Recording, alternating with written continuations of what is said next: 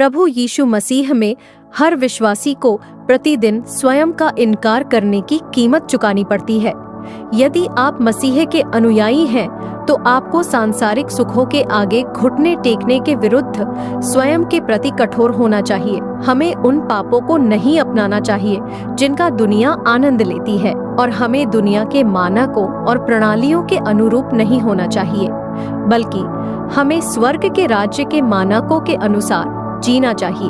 और जब यीशु ने अपने चारों ओर बड़ी भीड़ देखी, तो उन्होंने दूसरी ओर जाने की आज्ञा दी।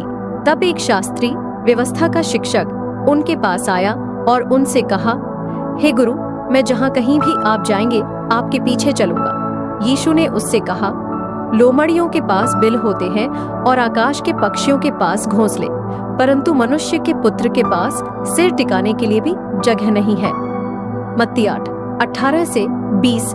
इस पवित्र शास्त्र में जब यीशु सुसमाचार का प्रचार करने के लिए भीड़ को छोड़कर एक अलग क्षेत्र में जाने की आज्ञा देते हैं, तो वह दिखाते हैं कि उनका मंत्रालय लोकप्रियता पाने के लिए नहीं है, न ही वह आराम से संतुष्ट होते हैं। एक शास्त्री, व्यवस्था का शिक्षक, जो उनके पीछे चलना चाहता था, उसे उनका जवाब, लोमड़ियों के पास बिल होते हैं और आकाश के पक्षियों के पास घोंसले, परंतु मनुष्य के पुत्र के पास सिर टिकाने के लिए भी जगह नहीं है, का अर्थ है कि मंत्रालय की कीमत बहुत अधिक है और उनका शिष्य बनने के लिए सांसारिक आराम, सुख और सुरक्षा को छोड़ने की इच्छा शक्ति आवश्यक है। शास्त्री चुप हो गया, और यह दिखाता है कि जब उसने यीशु के पीछे चलने की वास्तविक कीमत देखी, तो वह अब उनके साथ इस यात्रा पर चलने को तैयार नहीं था। जैसा कि आप यीशु के जीवन के उदाहरण में देखते हैं, अपने मंत्रालय शुरू होने के बाद यीशु सुसमाचार का प्रचार करने के लिए अपने स्थायी घर के आराम को छोड़कर भूमि और समुद्र पर असहज यात्राओं के लिए निकल पड़े।